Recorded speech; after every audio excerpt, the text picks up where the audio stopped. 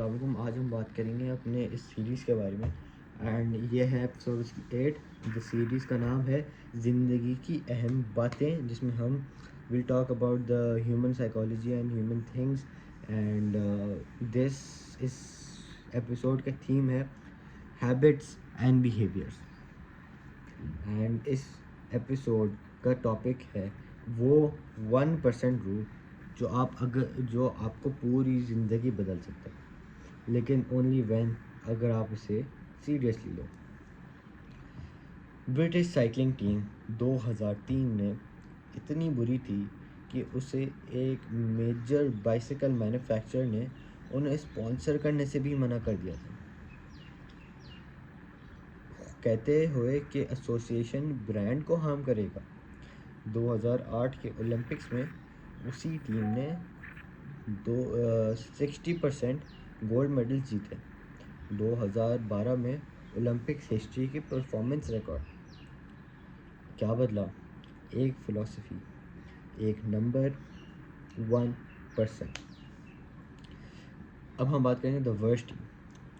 2003 British cycling team, 1000 साल का record, सिर्फ एक ओलंपिक गोल्ड मेडल, 100 साल एक्चुअली।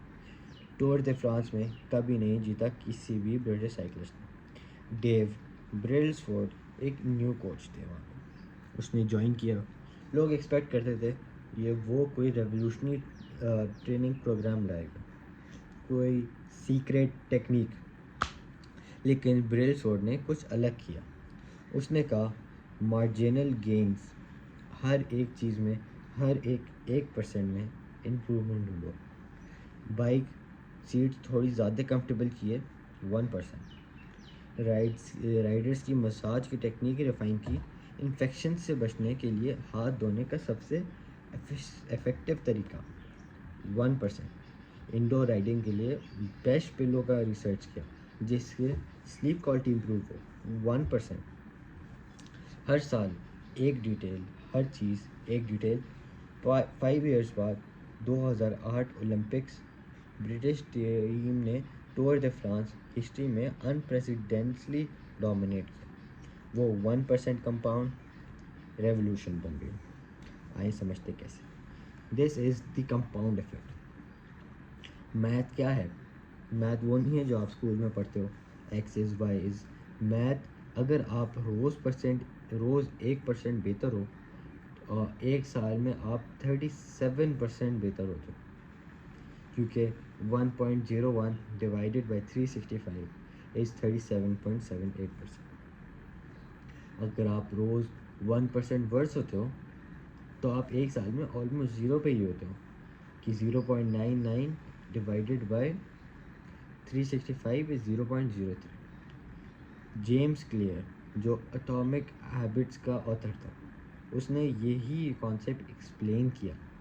क्या कॉन्सेप्ट? आपके रिजल्ट्स एक लैगिंग इंडिकेटर है आपके हैबिट्स के। जिम जाने का रिज़ल्ट बॉडी 3 से 6 महीने बाद दिखाता है। आज का जिम का सेशन कोई इमीडिएटली विजिबल इम्पैक्ट नहीं देगा, इसलिए ज़्यादातर लोग क्विट कर देते हैं। वो इंस्टेंट रिजल्ट चाहते हैं, वो चाहते हैं अभी काम करूं, अभी रिज़ल्ट आ जाए। लेकिन कंपाउंड इफेक्ट वो स्लो है, फिर सडनली फास्ट। एक प्लेटू होती है, कुछ नहीं दिखता, फिर एक ब्रेक थ्रू, सब कुछ ऐसा एक साथ दिखता है। जब लोग ये प्लेटू क्विट करते हैं तो वो ब्रेक थ्रू कभी भी नहीं देखते। एक दफ़ा फिर बोलता हूँ, लेकिन कंपाउंड इफेक्ट स्लो है लेकिन सडनली फास्ट हो जाता है। एक प्लेटू होती है, कुछ नहीं दिखता, फिर एक ब्रेक थ्रू, सब कुछ एक साथ दिखता है। जब लोग प्लेटू पे क्विट करते हैं तो वो ब्रेक थ्रू कभी देख ही नहीं पाते। अब मैं आपको समझाता हूँ system versus goals. James clear का सबसे इम्पोर्टेंट इंसाइट था अपनी बुक में, सिस्टम्स वर्सेस गोल्स। ज़्यादातर लोग गोल सेट करते हैं, मैं 10 kg लूज़ करूँगा, मैं एक बुक लिखूँगा, मैं एक्स अमाउंट बचाऊँगा। प्रॉब्लम ये है कि गोल्स टेम्परेरी होते हैं, फेलियर फील होता है। एक गोल अचीव हुआ है क्या, फिर नया गोल अगर गोल अचीव नहीं हुआ, फेलियर फील होता है, मोटिवेशन ख़त्म हो जाती है। सिस्टम्स अलग हैं, डेली और वीकली बिहेवियर जो ऑटोमेटिकली हमें गोल्स की तरफ लेकर जाता है। एग्जाम्पल देख लेते हैं। गोल क्या है आपका? मैं रनर बनना चाहता हूँ। सिस्टम आपको क्या कहते हैं? हर दिन सुबह शूज़ पहनो और दूर से बाहर निकलो, चाहे सिर्फ 5 मिनट्स के लिए। गोल, मैं एक बुक लिखूँगा। सिस्टम क्या है? आप इसका सिस्टम क्या बना सकते हो? हर दिन 200 वर्ड मिनिमम, चाहे टॉपिक्स बिल्कुल ही रैंडम हो। सिस्टम के साथ सक्सेस हर दिन का है। क्या आपने आज वो स्मॉल एक्शन ली? वरना फिर फ़र्क ये होता है कि जो सिस्टम होता है ना, सिस्टम आपको फील कराता है कि आपका रोज़ का एक गोल है और आपको वो सेटिस्फेक्शन मिलती है गोल ख़त्म होने की। लेकिन अगर आप एक गोल रखो दूर का, जैसे वो है कि बुक लिखना, तो आप बुक लिखना, आप जब को आपको तब तक सेटिस्फैक्शन नहीं मिलेगी जब तक आपकी पूरी बुक ना हो जाए। लेकिन अगर आप सोचो कि मैं रोज़ 2-3 पेजेस लिखूँगा, तो आपकी 3 पेजेस लिखने के बाद आपको सेटिस्फैक्शन मिल जाएगी, आपका गोल हो गया आज का।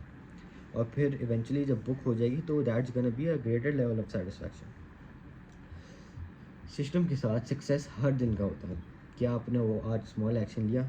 हाँ, सक्सेस है। गोल्स के साथ सक्सेस सिर्फ एक पॉइंट है हमारे नियर फ्यूचर में। सिस्टम्स ज़्यादा सस्टेनेबल है, ज़्यादा मोटिवेटिंग है और ज़्यादा इफेक्टिव है। मतलब it creates more percentage that आप you will continue on you with your goal because it's a daily satisfaction.